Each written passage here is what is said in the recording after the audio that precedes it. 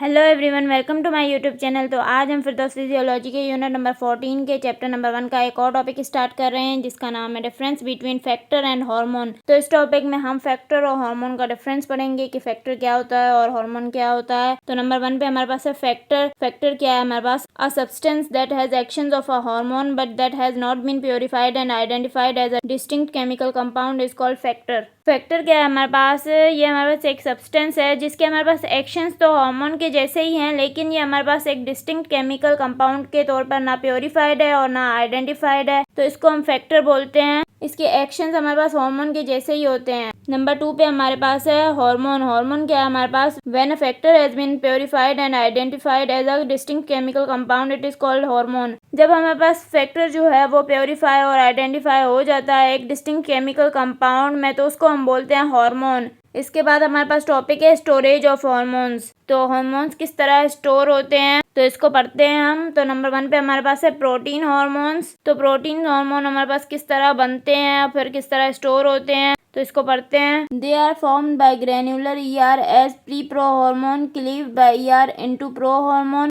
Cleaved by Golgi apparatus into final active hormone. तो protein hormone हमारे पास किस तरह सिंथेसाइज होते हैं? तो सबसे पहले जो हमारे पास ये रफ एंडोप्लाज्मिक रेटिकुलम या ग्रेन्युलर एंडोप्लाज्मिक रेटिकुलम के ऊपर राइबोसोम्स होती हैं, वहाँ पे as a pre pro hormone synthesize होते हैं। फिर ये हमारे पास प्री प्रो हार्मोन जाते हैं एंडोप्लाज्मिक रेटिकुलम के अंदर, वहाँ पे ये कन्वर्ट होते हैं प्रो हार्मोन में, और फिर ये प्रो हार्मोन हमारे पास गोल्गी apparatus में जाते हैं और गोल्गी apparatus में ये फाइनल एक्टिव हार्मोन में कन्वर्ट होते हैं, और फिर वहीं पे ये स्टोर्ड होते हैं गोल्गी apparatus में वेसिकल्स में। और फिर जब हमारे पास कोई अप्रोप्रिएट सिग्नल आता है तो ये सीक्रेट हो जाते हैं वहाँ से। तो इस तरह हमारे पास प्रोटीन हार्मोन्स बनते हैं और फिर स्टोर होते हैं और फिर सीक्रेट होते हैं। इसके बाद हमारे पास है अमाइनो एसिड हार्मोन्स। तो ये किस तरह हमारे पास बनते हैं और स्टोर होते हैं और सीक्रेट होते हैं। तो नंबर 1 पे हमारे पास है catecholamines are formed in cytoplasm and stored in preformed vesicles. तो कैटेकोलामाइंस जो है वो हमारे पास साइटोप्लाज्म में बनते हैं और फिर वहीं पे स्टोर्ड हो जाते हैं प्रीफॉर्म्ड वेसिकल्स में, और फिर एप्रोप्रिएट सिग्नल आने पे वहाँ से वो सीक्रेट हो जाते हैं।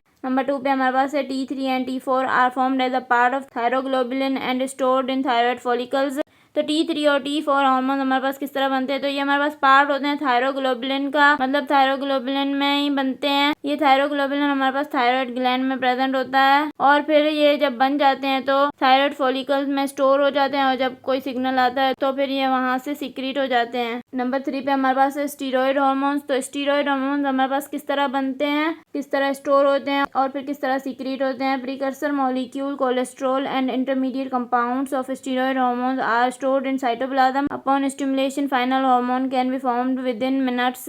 तो जो हमारे पास स्टीरॉयड हार्मोन का प्रीकर्सर मॉलिक्यूल होता है कोलेस्ट्रॉल, या फिर जो हमारे पास इंटरमीडिएट कंपाउंड्स होते हैं स्टीरॉयड हार्मोन्स के, वो हमारे पास साइटोप्लाज्म में स्टोर्ड होते हैं। मतलब ये प्रीकर्सर मॉलिक्यूल वो होते हैं जिनसे स्टीरॉयड हार्मोन्स बनते हैं, तो ये हमारे पास स्टोर्ड होते हैं साइटोप्लाज्म में, और जब भी कोई स्टिमुलस आता है तो फाइनल हार्मोन जो है वो विद इन मिनट्स बन जाता है इन प्रीकर्सर मॉलिक्यूल से या इंटरमीडिएट कंपाउंड से। तो ये हमने सारे हार्मोन्स की सिंथेसिस और स्टोरेज पढ़ ली। अगर आपको मेरा लेक्चर पसंद आया तो प्लीज़ मेरे चैनल को सब्सक्राइब करें, लाइक करें और बेल आइकन को प्रेस करें। Thank you.